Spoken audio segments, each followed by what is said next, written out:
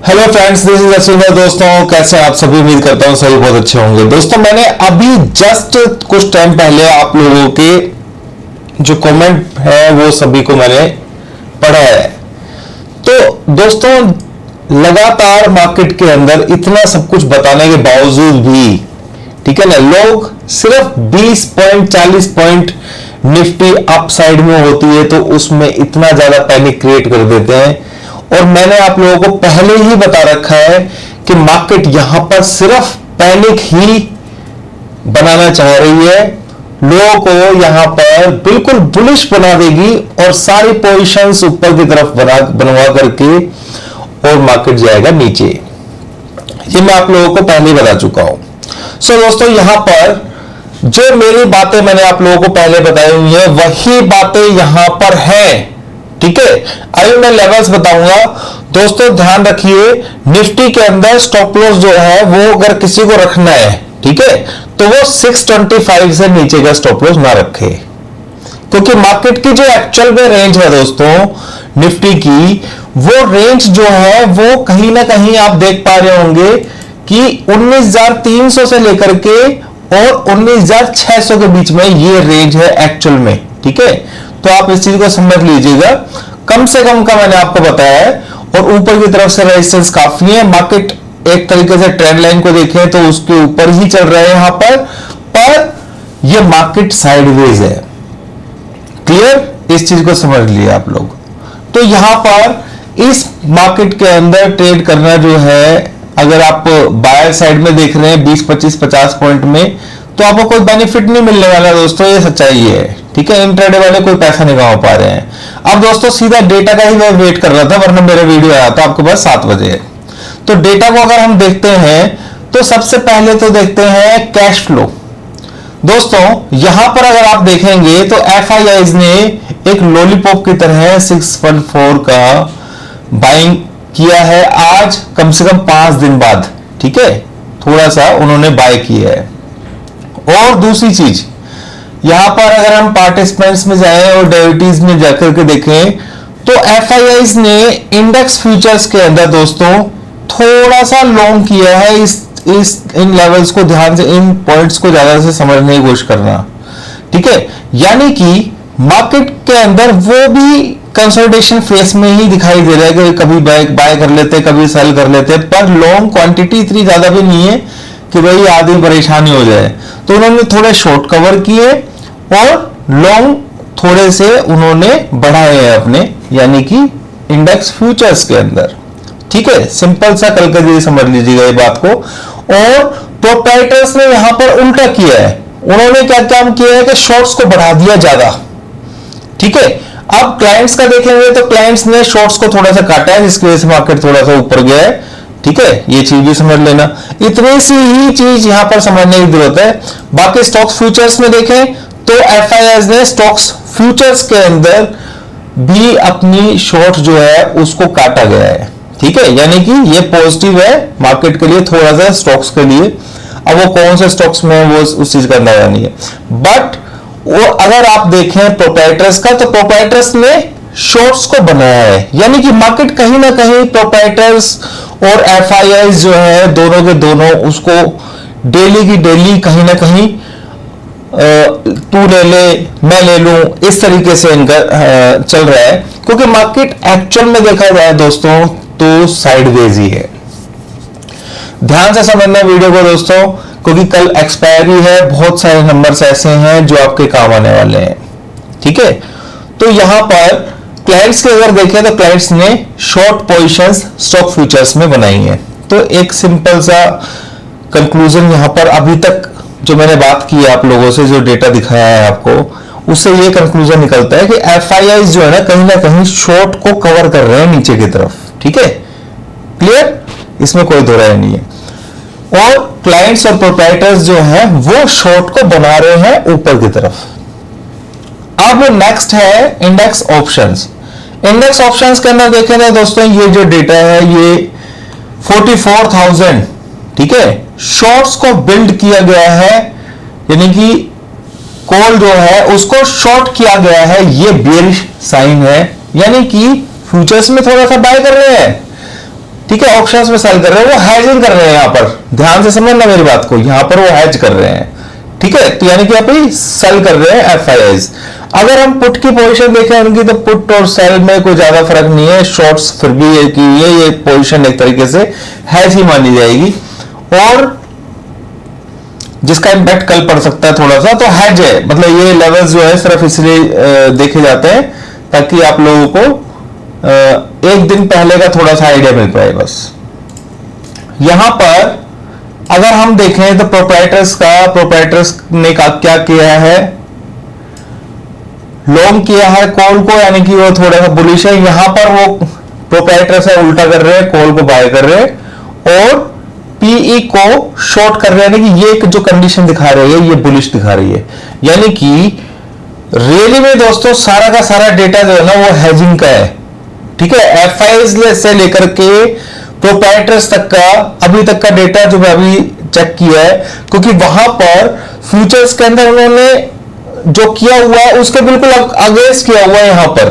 ठीक है, तो यानी कि सब कुछ इन्होंने हैज किया हुआ है यहां पर। तो प्रोप्राइटर्स जो है उन्होंने अपना यहां पर पुट को बेचा हुआ है, और क्लाइंट्स को अगर देखें यहां पर तो उन्होंने शॉर्ट बिल्डअप किया है कॉल के अंदर। क्लाइंट्स जो हैं वो बियरिश हो गए बिल्कुल। ठीक है, वो दोनों तरफ बियरिश है। यहां पर जो मैं डेटा देख रहा हूं, उन्होंने पुट भी थोड़े से फालतू लिए हुए हैं। ठीक है, कॉल के मुकाबले शॉर्ट के मुकाबले में लॉन्ग ज्यादा किए हुए हैं पुट, और ये बियरिश साइन होता है। यानी कि FIIs ने क्या काम कर रखा है, वो कहीं ना कहीं फ्यूचर्स के अंदर बाय किया हुआ है, तो यहां पर सारे किया हुआ है, उन्होंने हैजिंग कर रखी है। प्रोप्राइटर्स ने भी सेम कर रखा है, पर क्लाइंट्स का जो डेटा देख रहे हैं वो टोटली नेगेटिव है, यानी कि वो मार्केट को नीचे की तरफ देख रहे हैं। यार ये अब पलट गए हैं। ठीक है, सिंपल सी बात है, वो वन साइड ही सोच रहे हैं, भेज रहे हैं। तो दोस्तों यहां पर ये मैंने आपको डेटा बता दिया है। कल के जो लेवल्स हैं वो बहुत मेजर रहेंगे।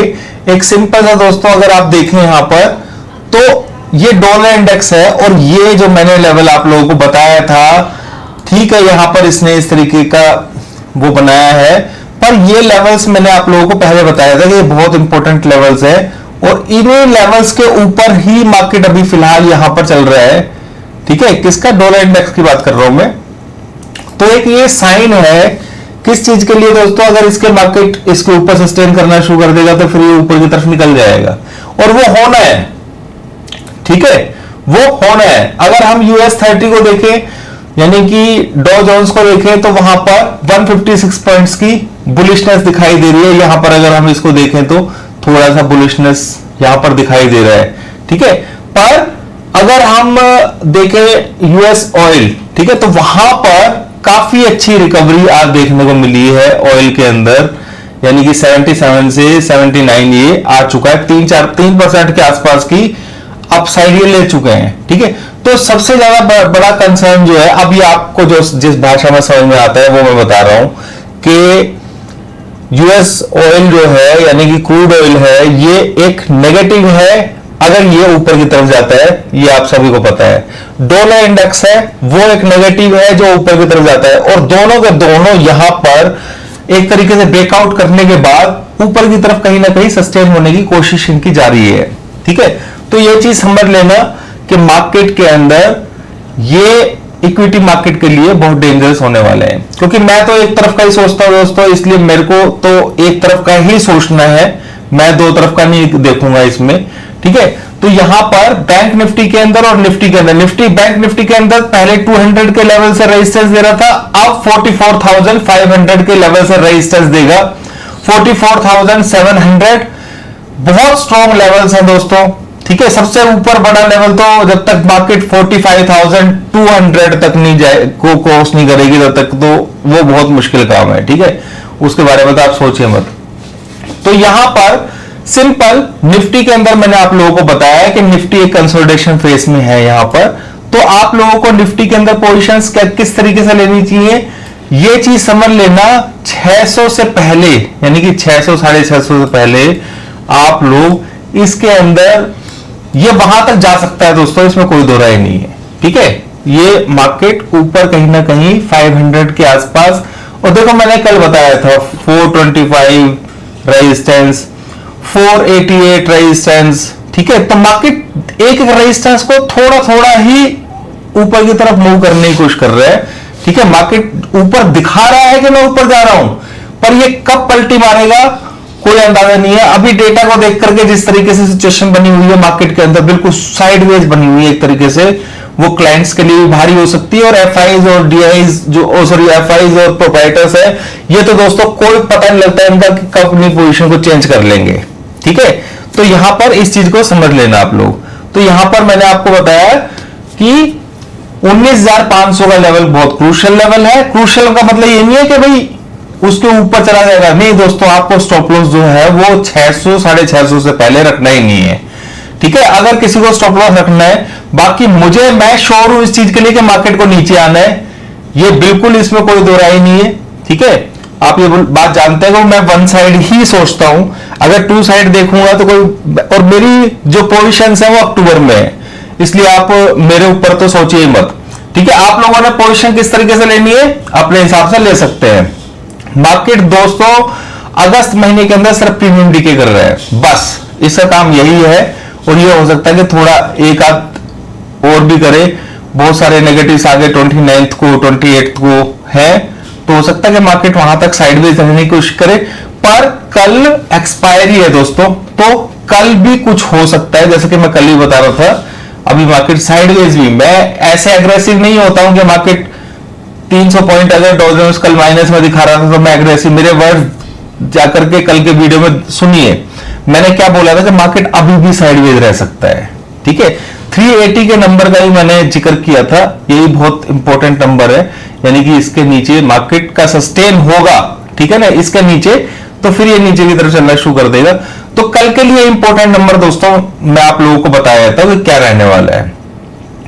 अगर मार्केट 500 को ब्रीच कर देता है तो, ठीक है, तो आपको 400 का लेवल है वो डाउन साइड के लिए नंबर समझना है, यानी कि जब तक 400 का लेवल नहीं आएगा तब तक मार्केट के अंदर डाउन साइड के बारे में सेल एंड राइज भी नहीं करना, ठीक है, ठीक है। जब तक 400 लेवल एक बार टच कर देगा तो फिर आप अपना ऊपर से सेल कर सकते हैं।